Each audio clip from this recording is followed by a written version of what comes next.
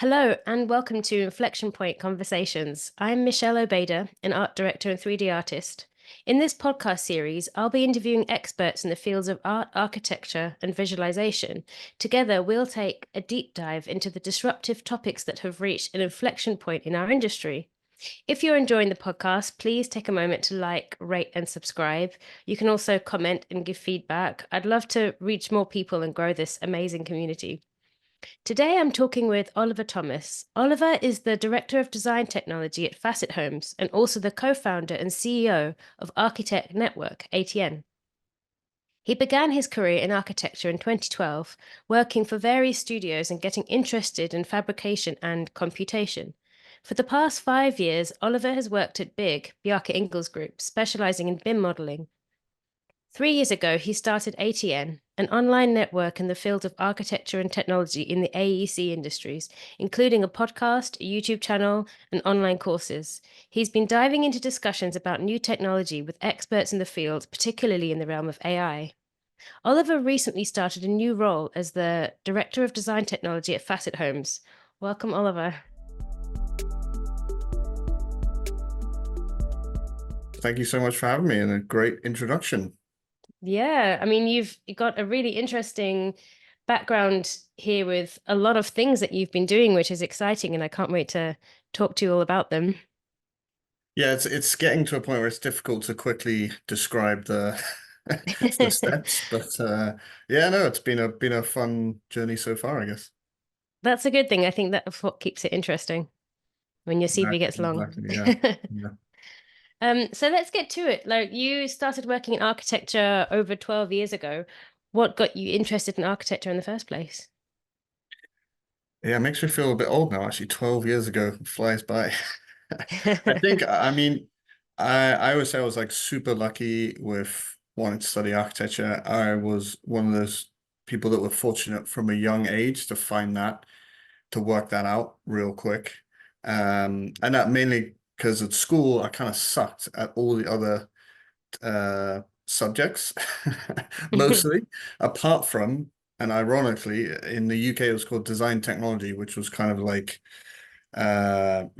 designing woodwork in the workshop and Mhm. all that kind of stuff. And that subject just clicked for me. And so I was pretty sure like I wanted to be something in design.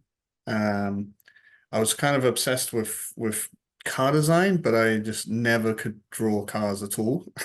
Yeah. So, and then I found architecture, and yeah, that was just it. And from a pretty young age, I was like, my A levels, GCSE, everything was geared towards, okay, I want to become an architect. So I was very lucky on that front. A lot of Yeah. people don't find that till they're, you know, maybe even in their 30s, they're still trying to work that out.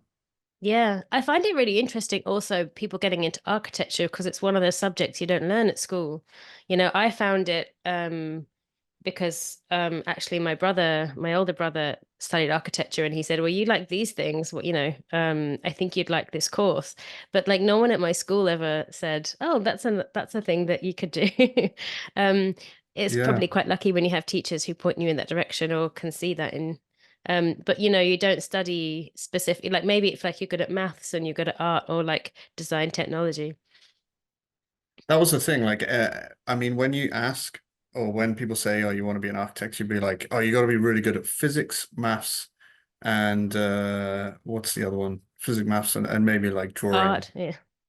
Yes, art makes a lot of sense, but physics and maths, I tell everyone, is probably the biggest myth ever.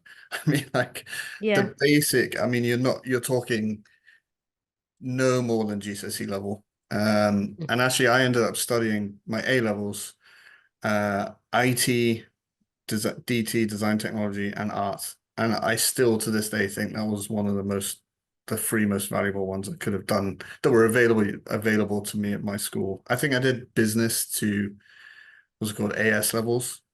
I mean, Mm. for those of you not in the UK, it was kind of like you can study Half, four right? subjects and then you drop one for the final year kind of thing. Yeah, those, I mean, you studied some really useful ones. I studied like biology and psychology, which has just been interesting, but like has never really played a part in my career since. Yeah. Yeah, and yeah, again, I think I was just fortunate to kind of find that stuff. I mean, the other thing that was I was talking to someone the other day was I was also quite dyslexic at school, and uh I was kind of just like felt like I was just a complete idiot because I couldn't spell and Mm. English lessons. I mean, French, I just had to give up. That was just like a waste. I would just spell it wrong anyway, and then put a let or la before it in the French spelling test, and maybe get one or two right. But I don't know. My mind works like in 3D stuff. My mind just switched on, and I remember like the super smart kids at school would be in the workshop trying to make something, and they just seemed like couldn't get it. And I was like, I don't understand. These these guys are like the A students, and they couldn't understand basic three-dimensional stuff. And so yeah, that was another thing that kind of like pushed me towards that world. Mm. You felt like it clicked. Yeah. What got you interested in computation and facades? So like computation, and I think like a lot of people in the UK at least, the first year of architecture school, we were banned from using computers. Hmm. And I was fine with that, but I was also kind of frustrated at the same time. Like you could see the older years doing all this cool stuff on computers, and I was like, scanning, hand drawing, and all that kind of stuff, which I get why they did it. I don't think you need a year Mm. restricted to that, especially not in that nowadays. And so when I was released into second year and we could use all this stuff, I immediately gravitated towards it. And again, it was like a clicking moment. Like the ideas I had in my mind, I didn't have the skill to draw as well as I wanted to. I couldn't model it exactly how I wanted to. But then when I was in the 3D world, I could translate my ideas a bit better. And I was actually started off in the Viz world, and like Mm. was obsessed with like 3ds Max and V-Ray. And then as I went in to my master's, I started to understand a bit more about computational design and So what is computational design, if you can summarize it a little bit? okay, so simply, I mean, it's often also referred to as parametric design, right? Hmm. But essentially, computational design, you are harnessing the computational power of your computer to aid you in the design process. And actually, a more accurate term for this is CAD, computer aided design. Mm. You're using a computer to amplify your design skills or to, streamline your production. Unfortunately, CAD, you think AutoCAD, right? So that's why Hmm. it's not reused. But computational design, you're really just utilizing computational power of a computer.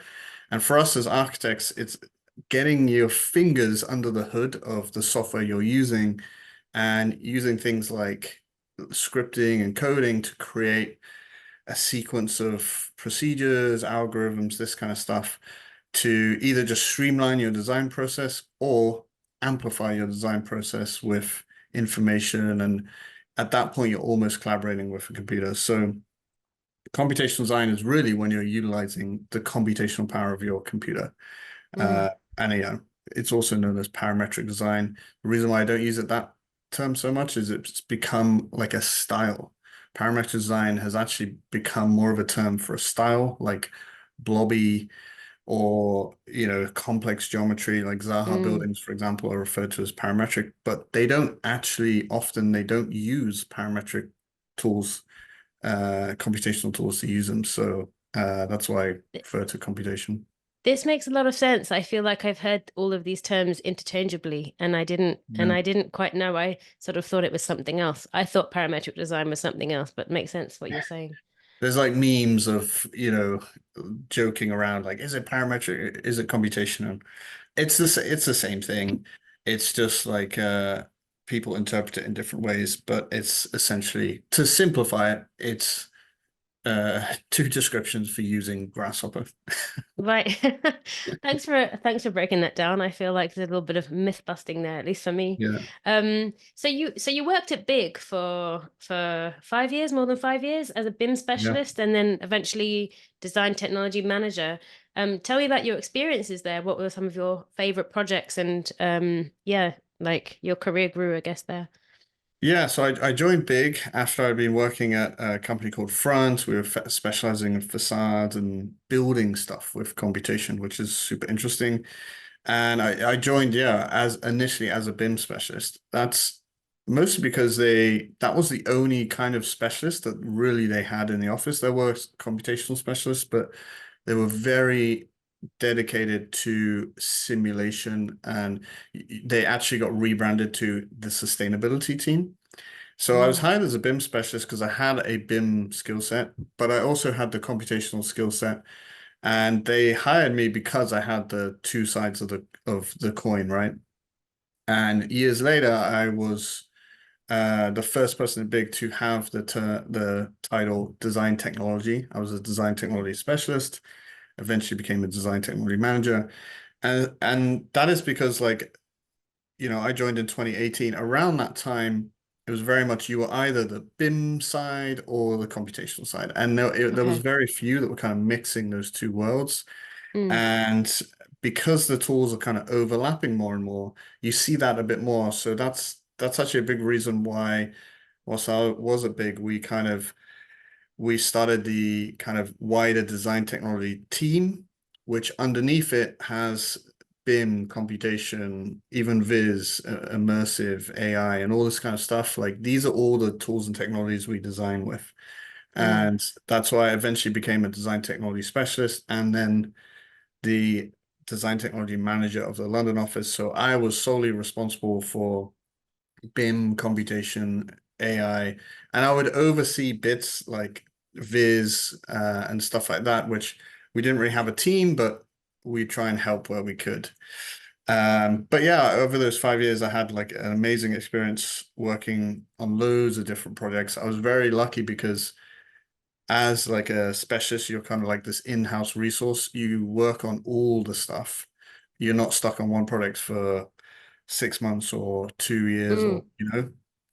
so I Yeah. really got to experience and unfortunately work with a lot of people, a lot of really fun, interesting people. I think that's the secret sauce of Big is they have a great environment and great people. So Yeah. yeah, it kind of flew by 2 years. Sorry, 5.5 years in the New York office and the London office. Yeah. So Yeah. how many people are in the London office? How big is Now that I one? think they're probably around the 140, something like that. Okay. It's quite Quite a big, big yeah. office now, yeah. And in New York? So did you start off in the London office and then you moved to the New York office? The other way around. I started in New Um, York, and then decided to come back home to London. I'd been abroad. By the time I came back to London, it was 2021. I left the UK in 2012 when I graduated, essentially. So I'd been away for pretty much 10 years. right. And I think it was like around the time I wanted to come back to the UK and work on some UK stuff, obviously be closer to friends and family. Um, Mm. and so, yeah, I came to the London office. And also, London was booming and they needed someone to kind of manage the office. Yeah. And what's that experience been like? I guess it's been like the last 3 or so years you've been back in London. Yeah. Is it a bit different? Like apart from being near your friends and family, which is awesome, has the experience of the work been different? Um, a little bit, yeah, of course, like when the London office covers like the London, Europe, and the Middle East. And so it was a very like mix of products. Obviously, when you're working in the UK, it's more tied, it's more tied down. Can you get planning? I feel like we're kind of in was it a straight jacket when you're designing in the UK? There's not a lot of room for creativity or Yeah. like pushing the boundaries. Whereas in the Middle East, it's the complete opposite. It's like Right. people are just going, pushing the boundaries. So it's quite interesting from a project perspective. You had two ends of spectrum. Yeah. Um, but I think that, it's been really cool to be back in the UK. I'm definitely reconnecting with Miss cultures, pub culture and all Mm. that kind of stuff. Like, for example, I don't know if you find this in America. I didn't find you don't go to the pub afterwards after work that much with colleagues or the bar. Yeah. But in the UK you do. Um, I And found so, that very strange when I first started. And I was yeah, like, anyone want to go for a drink? They were like, oh, you didn't tell me in advance. Haven't planned this. yeah, yeah. Oh, okay. And of course, London's great. Of course, I do miss bits of New York. It never rubs off living in New York. Mm.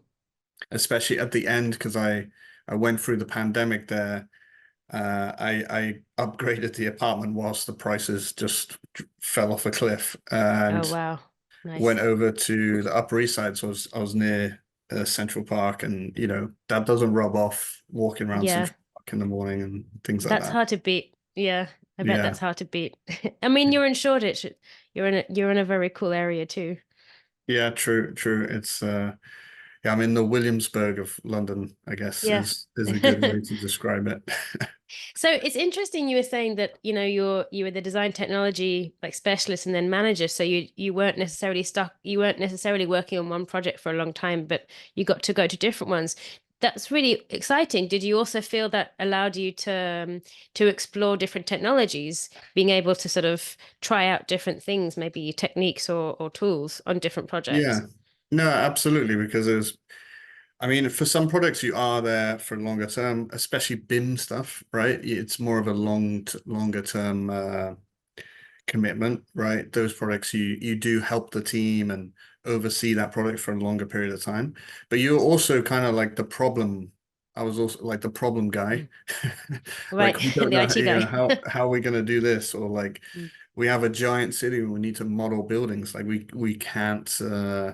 There's too many to manually model, or like can we create some script or something, or someone wants to present it in VR or something like that. So you're constantly problem the solving. problem solving through technology, which means yeah, you're trying new things, you're testing new technologies. And the interesting thing is it's like a great playground for does this thing work right now? So like let's say when AI came around, yeah, the teams will try this platform or that platform, and you very quickly know they just kind of throw it to the side like a kid that's got a new toy that's not that exciting. But if they then start using it, you're like, oh, okay, this thing is useful, and Mm, there's a very active. There wasn't a lot of time for like proper R&D. Like we're mm, experimenting with this thing. It's not working now, but in a year's, 2 years time, it was kind of like we need to put this thing out, this fire out now. mm. Does this thing work? Yeah, that's actually a lot better than having an R&D department that you can never really get your teeth into. If you have Yeah. actual problems to solve, that's sort of the It's best R&D, right, isn't it? it's always a pro and con. I think I was always trying to find that balance. Like every architecture firm's it's an ebb and flow, right? You have big Mhm. deadlines and then maybe it's quiet and then a big deadline. My problem was like you are always there for all the deadlines because Oh, I you see. you're always solving those problems. So I was always trying to balance like it's great to be putting those fires out, but you do need that little bit of time to just okay, I need to get some clear headspace and let me try out Unreal and upskill and Unreal a bit so I can get that to the teams and implement it into the office. So it was Mm. always balancing that because you're just very busy with projects a lot of the time. Yeah, yeah, yeah, that makes sense. So you co-founded an architect collective called Pixel Architects. It's been running since 2018. Is it still running? Yeah, yeah. Yeah. So my business partner is kind of running it a bit more these days, but yeah, Pixel is like a kind of online collective of architects. It's the usual scenario of like it was just friends working on competitions and Mm, ideas, and then eventually we start to land a few small clients, particularly around our interest. Actually, I think that was one of the interesting things. I was really always really interested in rethinking how we built architecture mm, and gravitated towards kind of the modular design to fabrication, kind of world or prefab mm, world and all this kind of stuff. And we started to attract like real clients in the housing space as well, because that was another thing that we were interested in. And we started to work with companies on, precast, prefab housing, mass timber housing. We've also been working with a company on hemp based construction products. So like Oh, it's wow. actually a modular timber building system with hemp inside it, and we're trying to utilize as many bio-based materials as possible. And so yeah, it's like a small architecture practice on the side where we kind of find these little niche projects and niche Mm. ideas. Like for example, we just submitted something, or we participated in the Icon 99 uh competition for to come up with affordable housing using 3D printing, which was something we're super interested in. Oh, cool. Um, but yeah, I think it's like most people, it's kind of this passion project on the side of putting your own ideas out there. And it's always Yeah. been my place to get my own design thinking out there because I've kind of been in this specialist world for a little bit, which is great. Of course, the downside of it is if you have that designer in you, it's like that itch.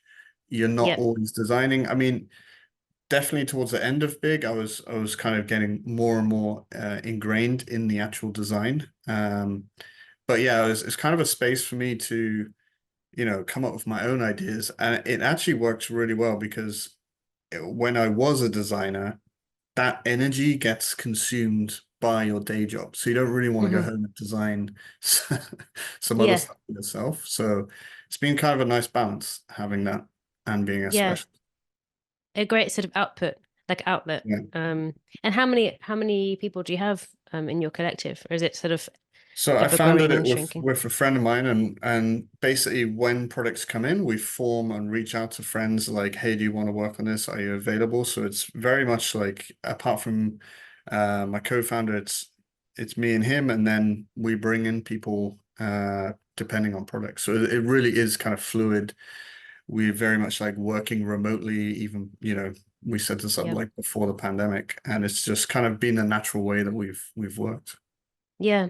I've heard about these collectives more and more recently, like within ArcViz as well and stuff. And it seems like a great way especially for people to work freelance, to Yeah. pass jobs around. It takes out that large element of job finding, I guess.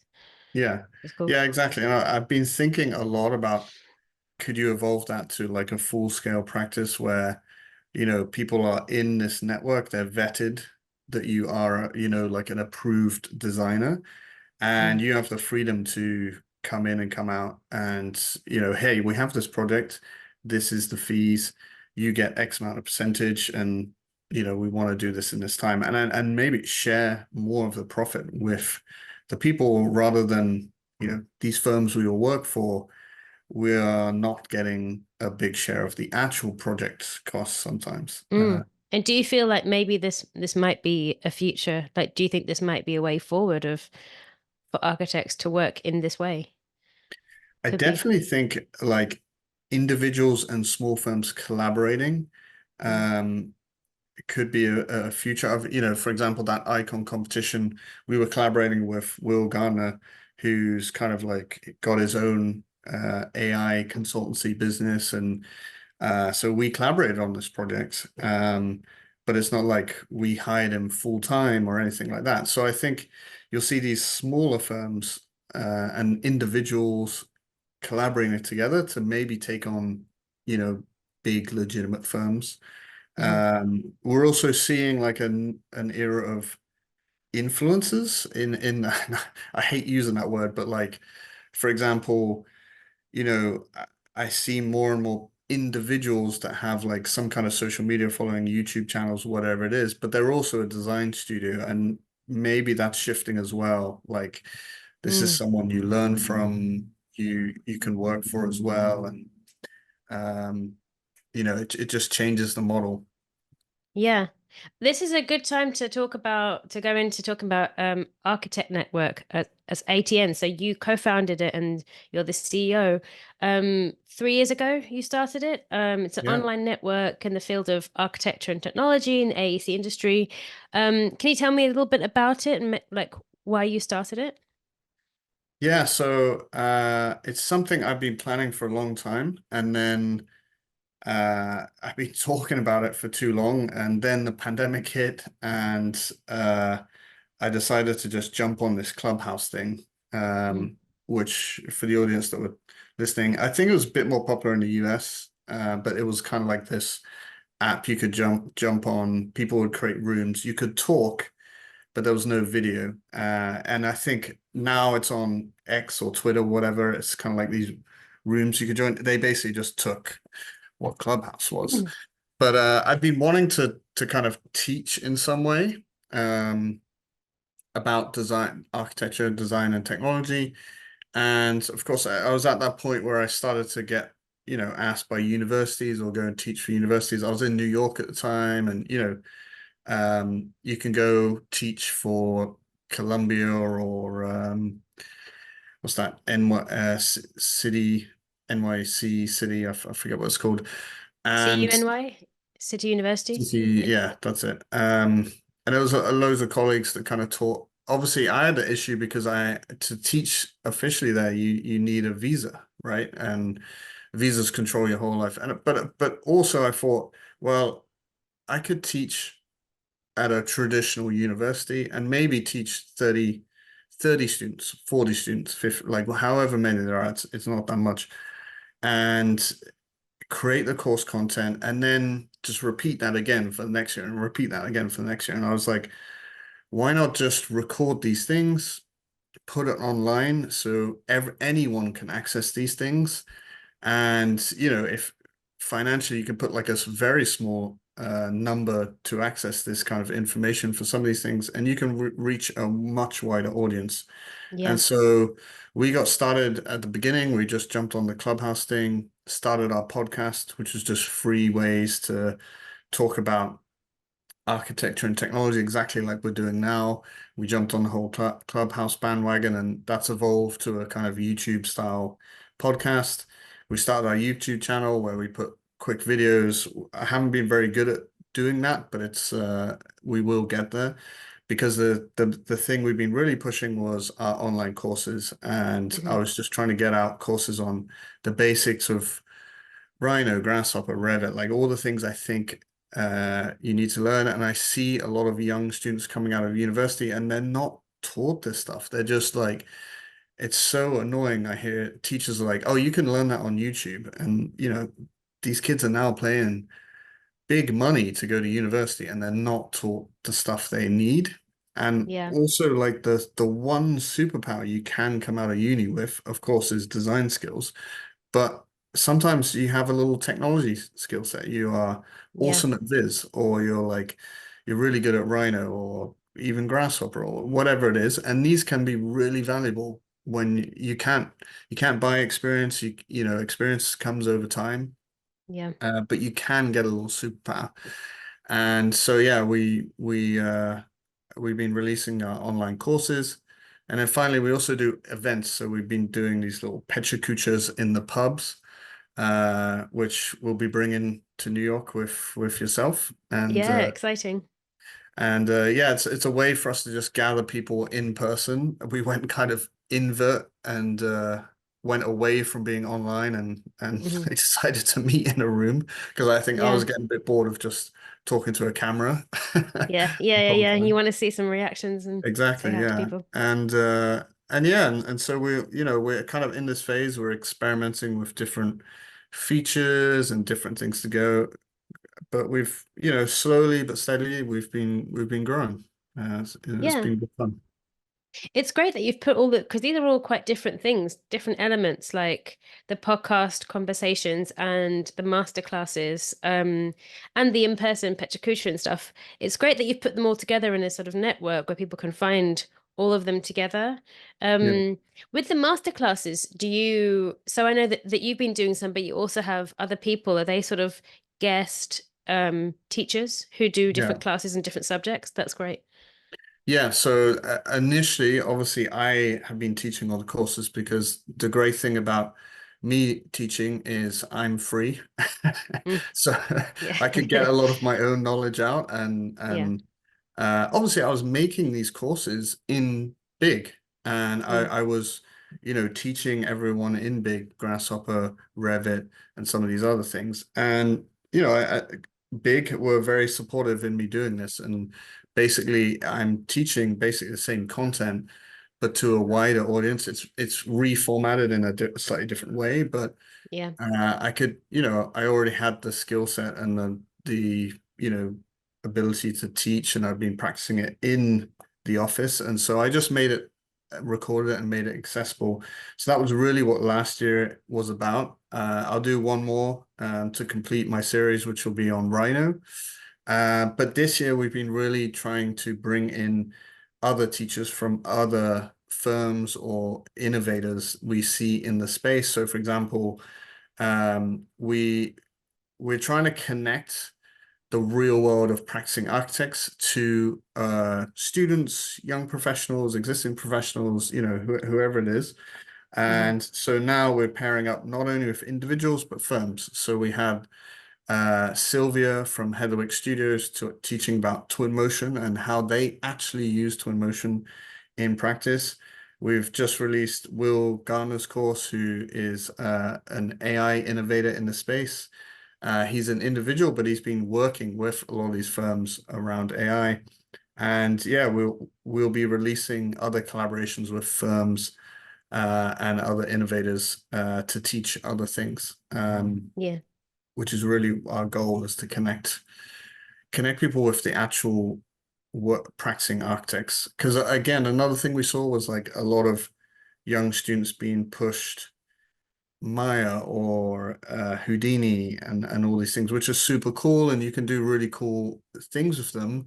And then they get into practice, and it's just not that applicable right now. Mm. So there's also this other end of the spectrum where we're being taught things that are not necessarily useful for architecture students or the industry as well. I think that's so useful for students to learn what they're going to need, what skills they're going to need, because then, in practice, because it does put you above your competition, and also it's so unfortunate if you just don't get taught these things. And I think Yeah. it's great that you're bridging the gap, basically, of knowledge. Um, is being a part of a community important to you in terms of like the architecture community or the design technology community? That's a good question. I've never really thought of it like that, but of course, yeah, it's all. I mean, another way of phrasing that is networking, right? Is like Hmm. being part of a network in the community. In fact, yeah, I guess I have been referring to the community here in London, for example. So when I got to London, I was like, okay, I want to connect with all the design technology, techie architects in this space. Hmm. And that's where the Petra Kuchas came from, because I started to go to these meetups and events, and they were always sort of the same format of like couple really long presentations, someone trying to sell you something you weren't really interested about in the middle, and then Yeah. everyone would rush to the pub for like the last hour. And that's really where the magic would happen. And Right. so the Pechakuchas were really like, well, let's start in the pub. Let's make the presentations super short. And it's just a way for people to connect and network. Yeah. And I think that's when I did realize the community thing is super important. And it was also at the time, this was last year, I think people would, hadn't done in person, like 2021, people were still doing online conferences and stuff like that. 2022, people were like happy to be in a room Yeah. with people, and Yeah. so yeah, I think, and it is, community is super important, especially as a Yeah. young architect, and connecting with people. Yeah. I guess there's kind of like there's two different kinds of community, aren't there? Like an online community is great to reach people all around the world, and especially, we're lucky enough to live in big cities like London and New York. If you're in some remote place, you can feel connected online to people around the world. But also the in person thing, like I know a lot of people here found it really important. I found it, especially after the pandemic. We have, 3D NY meetup within the sort of art and digital art world, became really important just to be in a room with people to talk. I've Yeah. met some of the most amazing people there, and I feel like when you work in a studio, sometimes you can be closed off to what everyone else is doing. Yeah. Um, so yeah, and just having a drink with people and in a sort of relaxed way, in a not very business way, is kind of nice too. Exactly. Yeah. Yeah, And that's where collaborations come from, and new things appear. definitely. Um, you have to keep up with the latest technology. Do you find that difficult sometimes? Um, a yes and no. Obviously, it's not like I have to. I enjoy it. So like I'm Mm, always just looking at this stuff and trying out new things. I think there is I'm always battling FOMO of like, oh my God, I haven't tried this thing out, or like especially this last year with all this AI explosion that's gone on. But also at the same time, you've got this explosion in Unreal and the Viz world, and there's some real cool stuff happening there. And mm, so I don't find it hard as in like I need to push myself to do it. I find it hard that there's not enough time to yeah, like play and experiment with all these things. That's yeah. gets me. If you could double your time and have like another Oliver somewhere else over here, Yeah. just doing R&D. I'm trying to teach Perfect. clone myself using ChatGPT, but we're not there yet. Go learn some software and tell me what you've learned. Yeah. Yes. So speaking of AI, I know you've spoken to a lot of different experts on your podcast and stuff, and you've been researching it a lot, which I've been talking about a lot in this podcast too. Obviously, it's one of the biggest disruptive things in the last year or two. How do you think the role of the architect and architectural visualizer is changing with new AI tools? Like, how do you think the job is actually changing? Yeah, so I think the Viz world, I think, is maybe a precursor to what we could see in the architecture world, right? I do think, the Viz world will see disruption or is already seeing disruption from diffusion.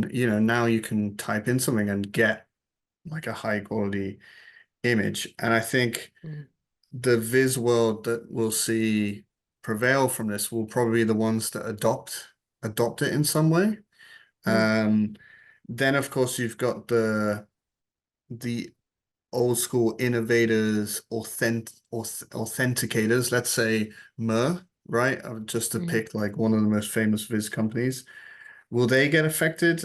I'm sure many people will now be able to copy their images using, let's say, diffusion and stuff like that, but it's still not going to be a mirror image. And the magic of a mirror image is the story and the thinking behind it, right? And that's their value.